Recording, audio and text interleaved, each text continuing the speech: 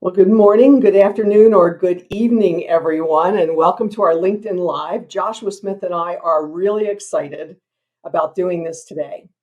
And as we're waiting for people to join us, we're just going to do a couple of self intros, but we're here to talk about why aging services leaders can't lead the same way they used to and still retain their teams. It's a changing world, as we all know. So, with that, I'm going to hand it over to Joshua Smith to introduce himself and his role, and then we'll come back around. Hey, good morning to everyone. I'm Joshua Smith, and I have the pleasure of serving as the Director of Diversity, Equity, Inclusion for LeadingAge California. I'll tell you a little bit more about that company as we move forward in our presentation today, I guess. Just a bit about me is I have a background in work in higher education, so I come from the academy. I served as assistant director of the multicultural affairs and strategic diversity initiatives at Arkansas State University. I've had some experience with this field as a chaplain. That was very early on in my life, and then I have degrees in a bachelor's in religion from Wiley College in Marshall, Texas, HBCU. I have a master's degree in theological studies from Southern Methodist University, another master's degree at Arkansas State, and I'm finishing up my PhD. I just got done with my candidacy exam yesterday, so I'm excited about that. But what we're going to talk about again, the aging services and their work with diversity. Awesome. And Laurie, please tell the folks about you. Okay. So I'm Laurie Battaglia. I am in Scottsdale, Arizona, by way of Philadelphia, Pennsylvania, just in case you hear the fast talking accent come out. So currently on the West Coast from the East Coast, and spent about 37 years in banking and finance, and evolved into learning and development, leadership development, organizational development work. Have a degree from PCOM in Philadelphia in organizational development leadership, and spent years working and training leaders. And I'm a futurist. I like to look at what's coming next. So, hashtag future of work. And I like to go from a place of how good could it be? So when I got formally into diversity and inclusion work, which was about 5 years ago, my company's been full-time for me for about 7 years after yearning for it for 22 years and not doing it.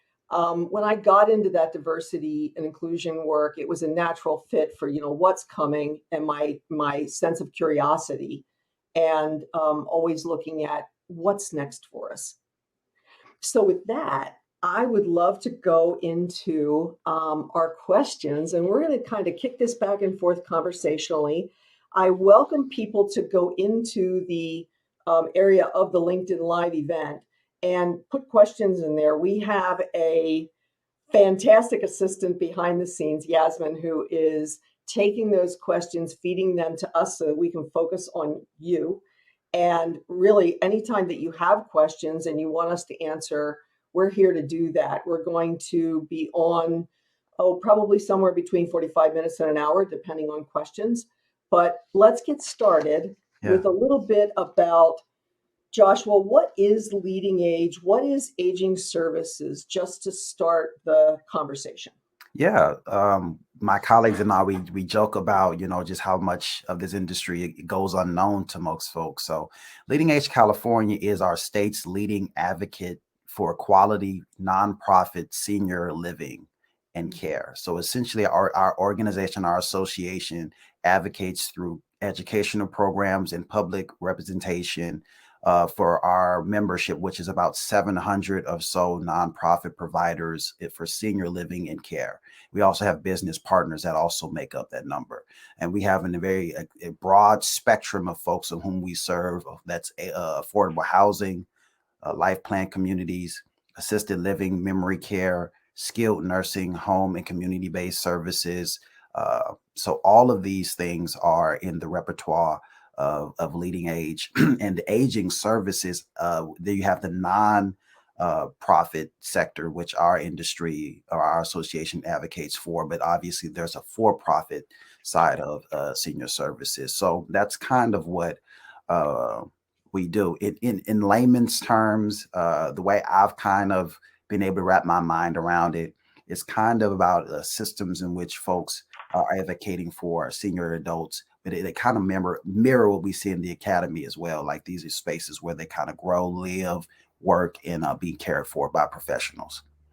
Wonderful. Yeah. Well, people may be able to tell from my white hair that these are important conversations for me. It was previously for my mother and my mother-in-law, but boy, it sneaks up on us, doesn't it? Mhm. And you never know at what point you're going to really need those services. Yeah. You and I came together because we'll be doing a workshop together pre-conference Mhm. at LeadingAge California's Bold Conference. Mhm. And we just want to let people know out there that you can still sign up for that conference, and we have a code for you. So if you go online and Google LeadingAge Bold Conference, and I believe Yasmin may put a link in the live event so that people can just hit the URL. At the very end, we'll have the QR code for you. But there is a 25% off registration. We are pre-conference, so that's a separate sign up. Please do that because we're going to have a great time that morning. We'll talk a little bit about that as we go along. Yeah. So you're the first diversity, equity, and inclusion director for LeadingAge California. Talk about that a little bit, and then talk a little bit about what is DEI and how does it affect that aging services industry. Yeah. So as we all know, some of us may, I know that you're a scholar in residence, but some of our audience may not be aware. Diversity, equity, inclusion is this emerging international initiative. And I'm putting emphasis on international because a lot of times we don't understand the perspective or the breadth of DEI efforts. They're happening all across the world. And essentially what these efforts and these initiatives are trying to resolve is reversing the discrimination that we see in corporate hiring, promotion practices, and creating a work environment that's more welcoming to all social identities. LeadingAge California is really seeking to promote this type of diversity across our industry, as we acknowledge that there are some systematic lack of diversity and skilled professionals in management across our field. And it's not exclusively unique to our field. This is something we're seeing across many fields, but we also are in that number. So that's what we're trying to resolve here at LeadingAge. Okay. And I always think it's interesting when you're first. I am one of those people that was often, the first woman in the room, the first Mm. whatever it was.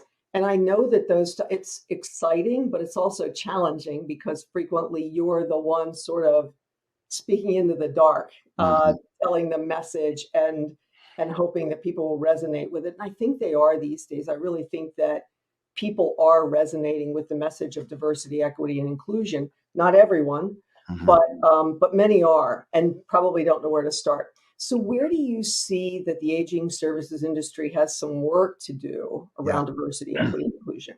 Yeah. So we have a lot of this, a lot of what we see in our industry may mirror what we see in other industries. So we'll talk a bit about later on in our presentation about different types of strategies to go about arguing for the change that needs to happen. And I'll give you some preferences on how to do that at that time. But what we did at LeadingAge is we took a poll. Sent out a survey to our members, and we have some of the best members, and they have some great influence over what's happening in our state and caring for these aging communities.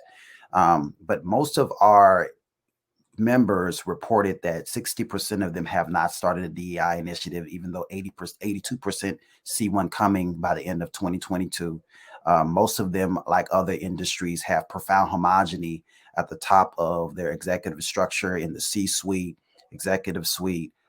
Most of the skilled services don't represent the diversity of our state. And then there are still in the early phases of a DEI effort, still trying to look for um, diverse workforce pipelines, trying to connect with DEI consultants, trying to understand the training material and the education around the field. So they're still in the early stages of this. And we see these again as our trends across most of our corporate structures. Like you said, Laurie, like I'm oftentimes the first person of color in these spaces. Oftentimes I've garnered some relationships that kind of brought me into these spaces, but when you're in them, they can be very uncomfortable because there's no principles about welcoming. There's no ideas around this. And a lot of times the ideas around DEI are reduced to, you know, just a few identities when it's really a more elaborate conversation than we realize it is. It definitely is. And Yeah. I know I'm not going to pause here for our question yet, but we do have a question about people with mental illnesses Hmm. and what what's being done to make that better. I know that as I explore it more, this intersectionality thing where, when I got into doing diversity and inclusion, the first conversation I had with myself was, well, I know it from the feminist perspective of trying to get equality for women, but what's a white straight boomer woman doing messing around in diversity? And Hmm. so I have a partner in this work who is Black, and she keeps me honest, Hmm. and she does a lot of the training where I do a lot of the stepping in to talk to the rest of the white world that comes into our training programs and things. And sometimes you have to do that. You have to be that active ally that goes in and addresses things directly. Yeah. But there are so many categories out there. Yeah, it's Um, not exclusionary. I think a lot of folks have their identities and they feel like they can't champion this work because they present a certain way. And yes. that's actually what we're trying to reverse. You can be a champion in DEI regardless of sex, gender, orientation, mental status, income, any of those things. It's not reduced to those things. It's about creating spaces whereby people can thrive, people can present their best selves, be authentically themselves, provide their workspace with the type of ingenuousness that they have so that Yeah. they can, make this space more welcoming so they can get the best product out of their employees. And once we know how to do that, know how to market that and make that more appealing to this upcoming generations of folks, we're going to see a very vibrant workspace. And it should be that way. It should be that Yes. Yes. And I think I see a lot of talk about normalizing things. So things like you and I have our pronouns up. way. Mhm. Yes. And that came out initially from the LGBTQ community of saying, well, get my pronouns right. And it doesn't actually get roots to it until everybody does it and Mhm. accepts it. And it's not preferred pronouns, it's this is how I identify. Mhm. And having a family member, as I do, who is non binary and exploring and all those things, those pronouns could change for Mhm. people over time as they figure out more of who they are. Mhm. So just getting things to be speaking about mental health, speaking about mental illness. Mhm. I have to say that my reaction sometimes as a baby boomer who always didn't talk religion, politics, and things like mental illness in the workplace, Mhm. it's been a struggle. I don't know if that's probably too strong of a word, but it's been a freeze at first Mhm. before you go, okay, what do I need to know about this and how Mhm. do I do this well? Mhm. And I So, think that's where a lot of folks are. I think a lot of folks, they when they start to venture out of a place that they don't necessarily have great command over the material, they kind of, like, wow, what's this? Do I have, how do I prepare for this conversation? mhm, In regards to the question about mental illness, a lot of folks just have biases about what that means. They have misunderstandings about what's capable and not capable with one who is struggling with a mental illness. And mhm, a lot of folks go undiagnosed with mental illnesses. yes, So a lot of these conversations are already here. It's just about having the it's a key, boldness to try to address what's already present in our workforce, and also how to illuminate spaces that don't make you feel like you have to hide that bit of yourself in order to be productive at work. yeah, Um, I think that when we look at the hours served in work, you're there 8 hours a day, you're with so many other folks. When you have the ability to just show up and be and perform, mhm, it really does allow for the workspace to be much more vibrant. And that's the type of work that DEI is trying to do in so many ways, right? So many different ways. Some of these is just about combating things that are being suppressed, and also there's another bit about illuminating what's ignorant, and just allowing for the workspace to be more dynamic. definitely, Yeah. definitely. Yeah, I think we need to bring so many things out from behind the covers and Yeah. out into the space to talk about. And it's not real comfortable. Yeah. for older bosses like the people I went to school with. Yeah. It's not real comfortable to do that because of this, oh, you leave your work life, you leave your home life at home, you give your work life at work. That's never been true. Yeah. But we I mean, spend an inordinate amount of energy keeping the trying myth to, alive. Yeah. yeah, Yeah. trying to cover it up and trying to separate things and priding ourselves in putting things in boxes. Yeah. And what I know is that the body breaks down and the emotional self breaks down over time when you just keep trying to be so strong. It's just not how we need to go through life. It's not So healthy. yeah. It's not healthy. So you have uncovered some truths or arguments about DEI. Tell us about that and how you view that. Yeah. Well, I'll start off as a preference. One of the things with DEI work and workers and people who are emerging workers and folks who are even, what I would say consider a well decorated, gladiators in DEI work. Uh, when you approach a corporate structure or any other folks, I don't want you to have to feel that you have the burden of being persuasive. Um, the reason why I'm saying that is that in you have the in today's context, if you own a television or you're any way connected to the world around you, you've seen so many types of lamenting and all this type of stuff that's going on in the community. To try to feel that you need to then go into a corporate space and then argue up for the need for folks to come into the workspace and just be it can be it is a bit much. So don't be corny, don't do all of that. I feel like just present what could be some very interesting ways of better understanding how this impacts your workspace. But be clear about recognizing folks are just intolerable to these conversations, and then choose not to engage, because the reality of it is that the conversation at this point is so robust that you'll probably find another place where folks are willing to do with it, because it impacts so many things. And I'm gonna deal with a few of those. I've identified 5 of these, and they germane to our industry, which is aging services, of course, and more specifically, LeadingAge California's aging services challenge. But some of these are applicable to other corporate structures. So one of them is a legal argument, right? So you know that the Civil Rights Act made it illegal for folks to discriminate on basis of race, color, religion, nationality, sex, all of those, right? But despite these protections, we've been able to maintain a profoundly homogenous work group, right? And what I mean, homogenous meaning having the same interests. Like these are the same folks, primarily white, primarily cisgender, primarily male, at the top of most of our industries, right? And that's not to exclude the cisgender white male, nor are we attacking his identity, right? We're not. This is not an attack. What we're saying is that there's room for us to select some other talent into these decision making roles that will make for a better production. So and what we're seeing is legally folks are receiving lawsuits for this discrimination based off of these acts. Look at the NFL, look at around so many what's going on around our nation.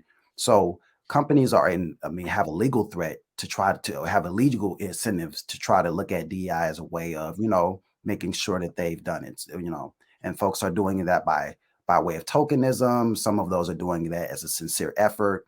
They spread across that spectrum. But that's one encouragement there. The second one I will is around generational changes. Right now, we have about 5 generations in the workplace.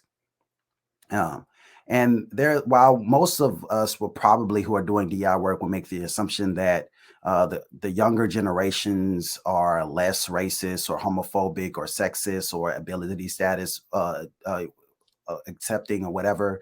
I won't go that far because I used to work at a college campus. So I'm not going to make those arguments, right? But what I will say is that it's been reported that they have different expectations from the previous generations about what they need out of the workspace. That's clear. That's documented. That's clear. So as we look at the demands of our younger generations, you must appeal to the talent. You know what I'm saying? If you want good talent, you want folks who are able to have robust conversations. You want people who are able to do, you know what I'm saying, great things in the workspace. The younger generations are telling more increasingly that they would like to work in spaces that are not profoundly homogenous, that they don't have the same ethic about work that other generations have. And if you want to appeal to that talent, especially, I'm going to make an argument for why the idea that they should be appealing to the employer versus the employer appealing to the candidate. Those dynamics are shifting. So if you want to stay with the times, you never get behind technology, you never get behind the power of the youth. So as they speak, we're incumbent to speak, to listen, and as housing and care and services in our particular industry, we care for the aging community. And in California, I mean, we know that there's a mass, the baby boomers are retiring. The number over 65 is steadily increasing. 10,000 or so seniors are retiring every year or every day or something to that effect. I'm not sure about what exactly that is, but it's a great number of folks retiring. We're looking at 20 to 25% of all of the folks in California being over 65 and yet in less than 8 years. That's by 2030. So these numbers around generational shifts are real and they're in time. So appealing to these changes in a healthy and consistent workplace is very important. I have a civil argument, and I'll try to be more. I'll try to get through these. Our civil argument is in the backdrop of our pandemic, in the backdrop of what we've experienced in or seen in the murder of George Floyd and Breonna Taylor. Our nation has been emboldened to do some introspections around our society, right? And there's some uniqueness about what we see in these introspections versus the introspections we saw during the civil rights movement, mainly because when we were looking at the civil rights movement, most of those, not all, and I'm sure when you use blanketed terms and broad strokes, you get into trouble.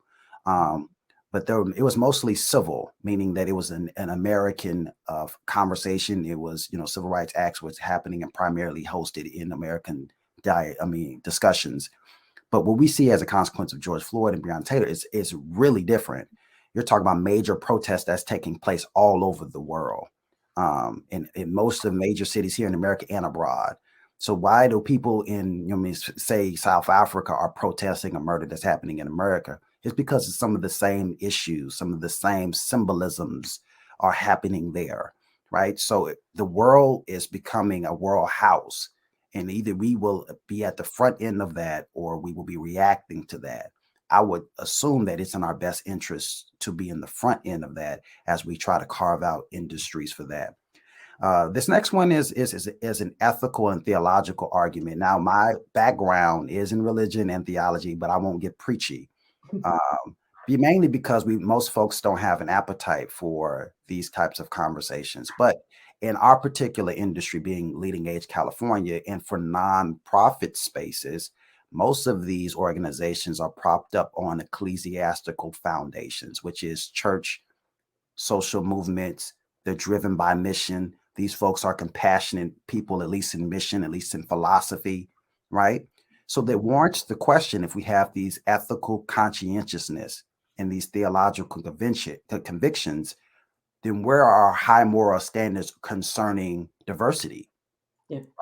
Right? Was this diversity created to be something that we avoid, or something that was supposed to make us better, right? It's just a simple philosophical question that, while most of us don't engage with philosophy and think that it's just an interesting pastime, it really does try to tell us a bit about what we're doing here and what we're leaving here and what the work that we do here, what does it mean to us, right? So those type of reflections can be helpful.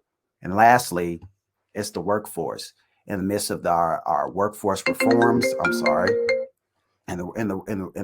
all of our workforce reforms, amidst of all our mass resignations, uh, companies are realizing that by achieving diversity in workspaces, they really do have numerous benefits. They improve the corporate creativity. It expands into cultural competency. You're able to appeal to different types of communities, whereas you weren't able to. Like, for instance, California is a profoundly diverse state, right? So we obviously have here a great reason for us to appeal to multiple communities as an aging services with this wave of retirees coming in and this diversity that exists in this baby boomer class, with this new set of leaders who have different expectations out of the workspace, with these ethical values that we seem that we have. All of these seem to suggest that our solution to this is a robust DEI conversation and accepting these values without feeling like we need to be persuasive. We need to take folks who are willing to take the steps and show them how to do what they would like to do, but not feel like we have the burden of persuasion. That's a lot, but hopefully that was clear. Yeah. Hopefully that made some sense. I thought it was, and I wrote down the headings. So there's a legal argument, a generational one, civil or civic argument, ethical, theological argument, and a workforce argument. Yeah. Yes, I've Yeah, seen that's all it. of that out there. Yeah. And I'm sure that there are others that one could make, and all of them don't work neatly in every space, but I'm sure that DEI workers could use these in order to impact their workspace. Right. So, but you know what? I mean, you have an interesting vantage point as well, right? As one who does this work and, someone who is doing these conversations more robust. What say you around what's happening in the rest of the world? Yeah. So I look at it a lot of times through a workforce lens and generational, because that's fascinating to me. I have I'm a boomer. I have a Gen X son. Yeah. I have millennial stepchildren, and I have Gen Z grandchildren. And then, I don't know who, I don't know what did you call it yesterday when we were talking, the alpha? The alpha babies. Yeah. The alpha babies. They're among us. Yeah. Yeah. So we have older grandchildren that are older teenagers, and then we have baby grandchildren that are like toddlers. So, so it's really fascinating to watch all this from that perspective for me. What we're hearing in the world is that, people have heard about the Great Resignation, or I'd say there was a great pause during the pandemic where we all, at some point, and I rarely say we all, but I'm pretty confident this time that we all had a moment of, what is it all about? What do I want to really do with my life? Am I doing the right thing? And I think that because we had these old ways of leading in the workplace, like, sit down, shut up, do it this way. It must be done this way because that's the way we've done it, and it's been successful so far. I think that a lot of people are saying, I'm not putting up with that anymore. And I think that especially in America, we have a real 24/7 drive, strive for better, continuous improvement. There's nothing wrong with continuous improvement, but our bodies don't sustain a 24/7 kind of culture. They need that rest and reflection. They need some downtime. And if we don't give our bodies that, they'll shut us down, as I have proved many times, because I hated my father's workaholism, so I became him, because that's how life is. And I have a really hard time disconnecting from my work, especially when I love my work. There's two times it's hard to disconnect. It's when you love it and when it's not going well. And I have a hard time disconnecting. So what we're seeing in the rest of the world is that as many as, I believe it was 52% of the world last year was saying, I'm looking for a different job. I want to get out of this. Most of those people were citing burnout as a factor. And diversity and inclusion, equity and inclusion is one of those areas where if you're the only one in the room, if you're the one who's sort of, speaking the word and nobody's listening, it will wear you down and make you really tired and burn you out faster. Some of our colleagues have great programs for rest for the weary, and like for diversity people to just sort of stop and take a breath. So we do see a lot of that happening. We see that in the workplace that women lost a lot of jobs or voluntarily walked away from a lot of jobs during the pandemic. In that time frame, I think there's 156,000 jobs that were lost for women, where men gained 16,000. So oftentimes when it was, hey, there's this craziness going on in aging services, we have a lot of people who are on the front line. So they don't have the luxury that I do of working from home or a hybrid workplace or any of those things. They have to be out there in the danger zone every day, which is grinding. And then some of those folks said, well, I've got an immunocompromised family member at home. I can't take this risk. There's so many factors that Correct. came in that impact us in the area of diversity and inclusion and workforce in general. Mhm. Let me see what else I wanted to pull out for one of the statistics. I did find some things specific to aging services, Mhm. which was, let me pull this over here for a second so I can see it easily. That while the job openings in aging services are up 52% more than they were pre pandemic, we have quit rates at 35% higher Yeah. than pre pandemic. So we're getting squeezed from both ends, and Mhm. we're getting squeezed from a salary perspective. So Mhm. across the board, it looks like it's about a 15% salary bump per week with seasonal adjustments and things like that. So the aging services industry is getting this squash of finding enough people, having people quit, and having to pay more at a time when more and more of us boomers are aging out and going into needing aging services. So Mhm. they even have it tougher than most. Yeah. I want to stop. I mean, I want to interject there if I can. I know I want you to revisit some of this too, but I just want to interject there to emphasize something that you said. Like when we're talking about the turnover, right? We know that you can get someone in, especially on those frontline services, right? There's a great deal of training, onboarding, labor intensive, developing relationships. I mean, adjusting to personalities, only for the person to come into your space, not feel that they have a career, not to feel like they have a place in which they can grow, not feel like they have a place in which they can see some of their desires outside of the workspace satisfied by their employment there, and ultimately just leave. And they leave with all of that experience, they leave with all of that investment because you can't retain them. And a lot of these things, they do echo those disparities. You know what I'm saying? The DEI it's not about trying to always people please. And a lot of times, these insidious comments, and I don't want to become animated, but these insidious comments that try to reduce this work, right? Yes. Just people pleasing are really do lack the bigger context, right? You're Mhm. investing to people who literally feel as if when they come to work, they're not being respected for the work that they do that ultimately brings your recognition to your corporation. The work, the gifts that they have that they divest into your organization make you who you are. So why can't you return in the same way some honor, some respect, some dignity, some appreciation for the folks who are investing into these spaces? And that for a long time has been an insidious idea, but now it's coming to the forefront. And I think that the stat that you just talked about emphasizes that. Yeah. Yeah, we were hearing even pre-pandemic, there's a 2019 Aon benefits study that's out there, and it was UK based, but I got to tell you, it resonates for the United States. And again, as you pointed out, this is an international thing. This is not just a US based kind Right. of thing. It might look a little different in different cultures and different countries, but Aon had this study that already pre-pandemic Hmm. was saying we want better diversity and inclusion. We want better parental leave policies. We expect flexibility. All those kinds of things were coming up pre-pandemic, and then the pandemic hit, and it just went Hmm. and blew wide open. Hmm. And I don't think companies were really believing it. But LinkedIn does a lot of surveys, and people on LinkedIn do a lot of surveys. And what I'm hearing is people want to work for a company that actually gets it Hmm. around diversity and inclusion. They are expecting more flexibility and work life balance. So that becomes a challenge again with those frontline workers. How do you give them time off when they need it, when you can't find enough to begin and you're paying higher?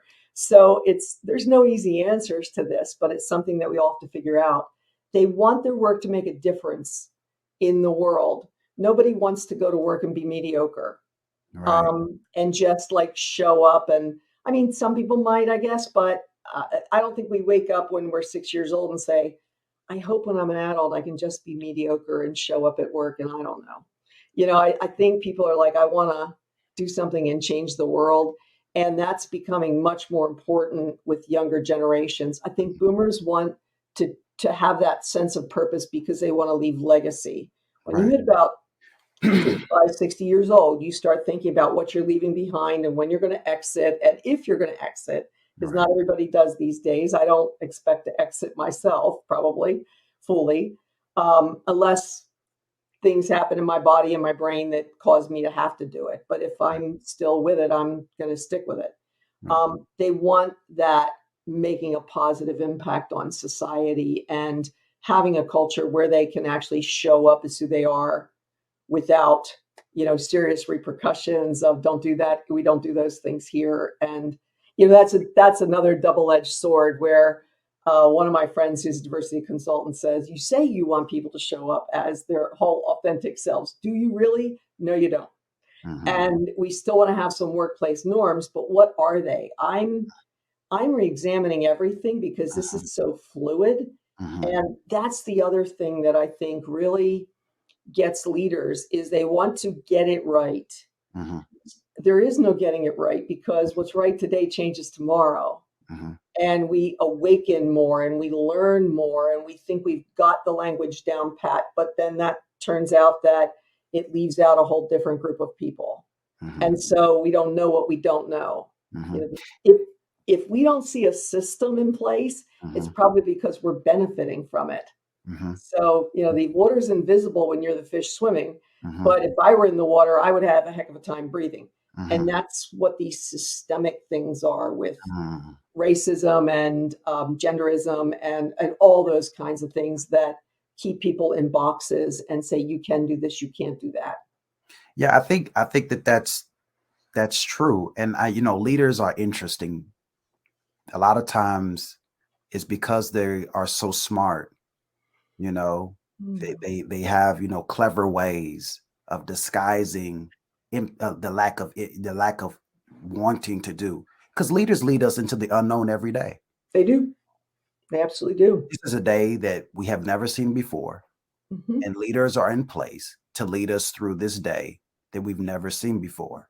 Hmm. Right? That's the point of it, right? And I think we become so sophisticated and right, well, we don't know where we're going, or I can't commit to DEI because I don't know the return on the investment.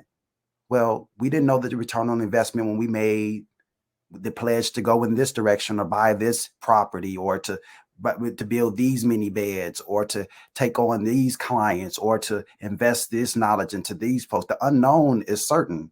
So don't make the unknown the reason why we can't engage with the work that humanizes us, right? Yes.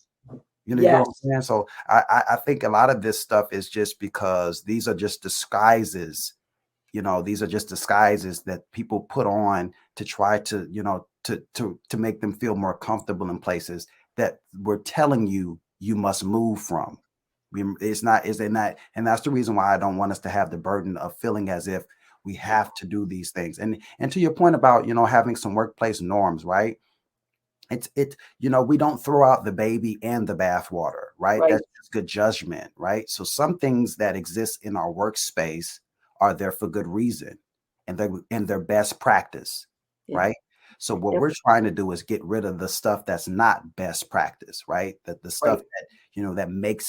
that makes people who, like, for instance, take my industry, right? You have someone who can come into our career as a CNA, right? Which is not a which is a way of making a decent living and earning a way that of taking care of you and the folks that you love.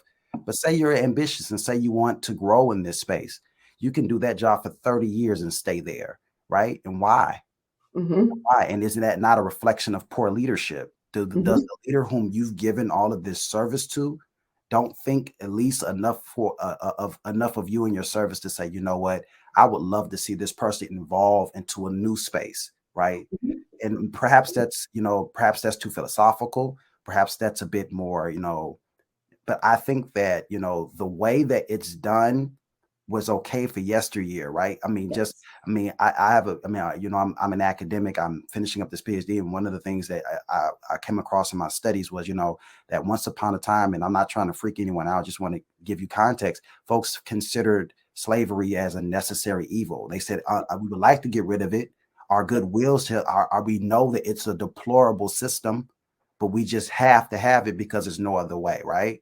Yes. Until and today, we look back on those ideas as insidious, right? Right. Those are terrible ideas. What do you mean you cannot, with your creative self, create a new world, Right. right?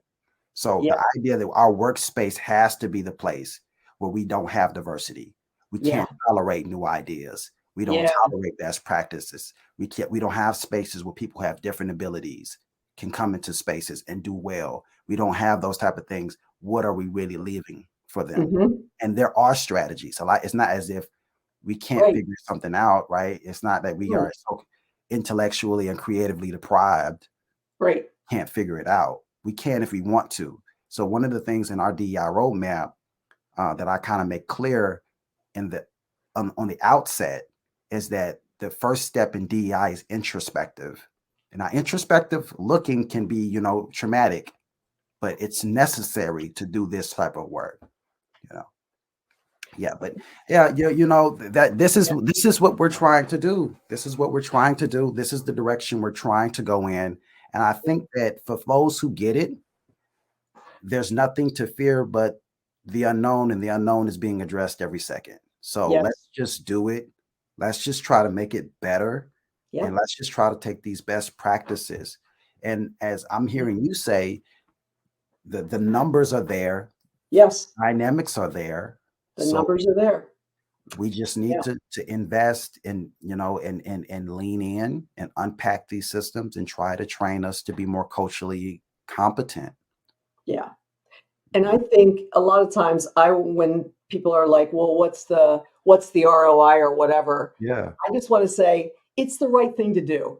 It's Right. the right thing to do. Can we start there? Right. But typically, as they trained ex-banker, I can put all the numbers and the stats up that'll Hmm. give you what you need to buy into this Right. because everybody comes at it from a different Right. place.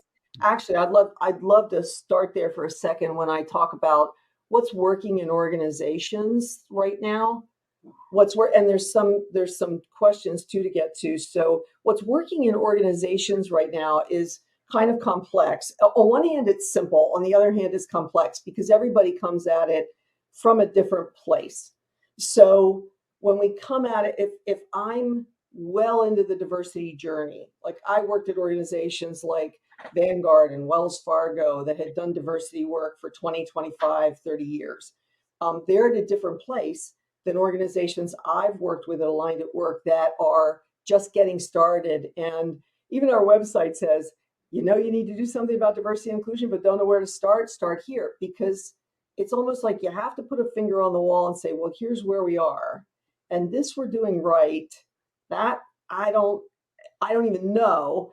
And this one I know has not worked for us. So every organization has its own culture, its own senior leaders that set the tone, and it's frontline leaders that really truly set the tone. Probably in some cases, more than the senior leaders do. Yeah. Um, Everybody's at a different place. What we find is that organizations that are actually willing to invest the time and the resources, i.e., the money, not just throwing Mhm. people at it, but throwing people and money at it, and creating an overall overarching strategy that says, we're here, we want to get to here. How do we do that? Then yes, we can bridge from there. A lot of places we use training as a way to lay a groundwork for common language understanding, Mhm. starting, we call it radical self-acceptance and understanding, like getting into oneself, Mhm. because you don't get to be more than about 2, 3 years old probably before you start developing your own biases based on the world Mhm. around you. For sure. And again, they become invisible to you over time. You don't think you have them. Um, I know that we walk into it from a let's go in and discover where you are now perspective to see what's going on, what the vision is. Is there a vision? And then we have a question here in the Mhm. chat box about what are your recommendations for creating inclusive culture? And below that, several organizations I'm a part of are segmenting DEI work by focusing one area at a time. Is that the best approach? Yeah. Yeah. I think that, these are all great questions, but I think that I kind of want to come, let's do it like this. Yeah. Let's do it like this. Uh, in regards to if you should piece it apart, Spread it out, attack it one at a time. How long will you take to do that? What's standing in your way? I clearly identify the opposition. That would make the most sense in which you're addressing the problem. I don't want us to approach this with, the lack, what we don't have a sense of mediocrity and well performance. I think when we talk about DDI, we want to settle for any fruit that is being produced. Oh, we got a logo. Okay, we great. Oh, we did a training. Oh, that was so exciting. Oh, Yeah. we did this. Okay. But you have to remember that mediocrity can exist amongst your DEI efforts. Yes. So, and if you want to do it and try to do it in the spirit of excellence. And and you shouldn't be intimidated of this by a spirit of excellence, because your corporation should be trying to operate in a spirit of excellence. So I say all that to say, to get back to the question, parsing it apart could be helpful depending on what's the opposition, right? If you really want to do a deep dive and overhaul, perhaps. But if you just want to take it slow because you're trying it out, then that's probably not the best way to parse it. That's not a good rationale for parsing it out, if that makes sense. And I'm just being careful around this because, as we know, words outside of context don't have meaning. So therefore, suggestions outside of context will lack meaning. So I would then encourage them to work intimately with a DEI expert who is emboldened and passionate about this work and don't feel uncomfortable speaking truth to power around how fast we should be moving. And I think pace is a great question, because some folks are committed, but they just don't know how fast they should move because of the personalities around. The right thing is always the best thing to do now. At least that's the way I've been taught from generations before me, right? It's time to do the right thing. But other parts, I realize that, it's more complicated than that. And I'm not trying to make it more juvenile, right? Or hopeful. But I realize that you have to, I would say team up with a good expert, team up with a good consultant who's going to hold you to some standards around your efforts. There was another question you said. Well, and help you to measure too. I think, Yeah. like, coming out of the corporate environment, measurement's important. You don't know if you got there if you don't have any way of measuring it. And these things can be a little nebulous Yeah. because you're changing hearts and minds. Mhm. So I think we did a lot of that with the diversity, where, okay, we need to hire diverse people. So people who look different than us is what that generally was. And we had numbers. And then there was no inclusion, and there certainly was no equity and accessibility and And belonging. retention. Yes, And retention. they left. Yes, watched it happen so many times where people are like, okay, now what do they do with us? I still don't feel like I belong here. Right. So yeah, there was a second part to that question. How do you create an inclusive culture? Right. That's probably a really long answer from me. I have a leadership model that I use to teach people how to do that, and the questions to ask yourself to unpack it. So I would invite Erica to reach out to me. I'm Laurie at Aligned at Work, Laurie at alignedatwork.com. And I can get back to you on that. It's a longer answer. Yeah. But I know that sister. She's a good sister. That's a good yeah. one. Okay, Yes. cool. Yeah. Cool. And did we fully answer the one on mental illness? I don't know. We mentioned it, but I think what I'm seeing a lot more of right now is more conversations happening about mental illness, about therapy, Mhm. about medication, about talking about mental health in Mhm. general, and when you're breaking down and need time off and space, and how to have those conversations.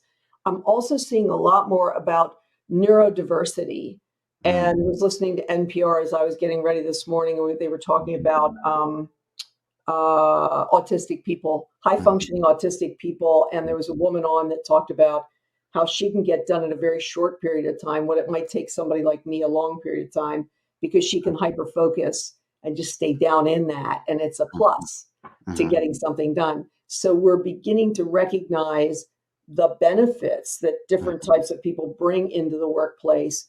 Not everybody's real comfortable with that, though. So I Yeah. think that's an evolving accessibility and equity kind of conversation that's right there these days that still people are not terribly comfortable with.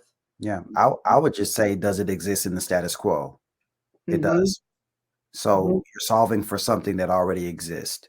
So if DEI is saying we need to recognize what already exists, how do we move around and what's the tension around recognizing the differences in mental statuses and acknowledging that we all have different biological, mental Yeah. capabilities, right?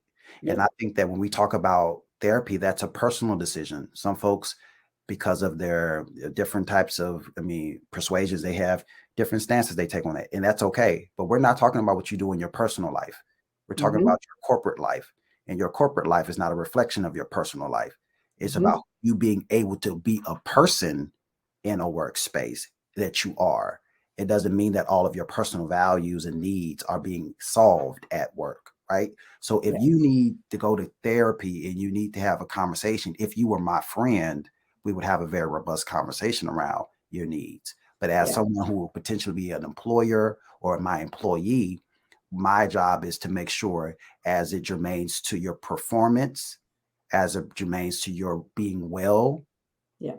how is this impacting the status quo? And can we as a team get the job done? You know what I'm saying? And can we work around Mhm. different things to get things done? So I think then that's the other the probably push too. We try to we want our personal convictions to be represented at work. When Yeah. for so long as I've been Black all my life, and most of the time when I go to work, I don't get to have my personal opinion Right. represented by the corporation in which I work. You know what I'm saying? That's a luxury, right? Right. I just Yeah. want to come here and do my job and do my job well and be acknowledged for the good work that I do in this world and not feel like I have to hide bits of myself to do the job. And Yeah. if you have someone struggling with a disability, you should be able to come in. And if I hired you to do a job, you should be able to come in here and do your job and not hide who you are. I should Mhm. be able to appreciate your giftedness and be Mhm. able to celebrate that and thank you for your service. And Yeah. return that and return that with a living wage or wage to encourage your living And not be bullied and not be and not be bullied. ostracized or shunned by I've been in situations where I've been sort of pushed aside and shunned at some point by Yeah, certain people, yeah, and it is not a pleasant feeling, I gotta tell and I'm, making light of that, but it yeah, is a really bad negative eventually, I mean, you can sit in that if you want to, but for me, it's like time to leave that situation when yeah. that happens. Um, Professionalism is not just what we wear, it's the yes. spirit in which we do our jobs, right? Ugh, Professionalism should DEI is a professionalism yes. lens. It says Yes. that with my gifts that I sell to an employer, I'm able to talk to any culture. I'm able to Mhm. be in any environment. I'm not offended by the way humanity shows up into my space, right? I can do my job. I can encourage the folks around me to do my job, and we can go home and we can live our lives. Yes. Yes. Yeah. And let me look one more. I think we have one or two more questions from Marcia. Wesley Coleman is, and hi, Marcia. Marcia is connected to the program that I graduated from at PCOM, and I think Okay. Joshua, you met her recently in Washington. So Okay. Okay. Yeah. highly respected in the diversity and inclusion and organizational development.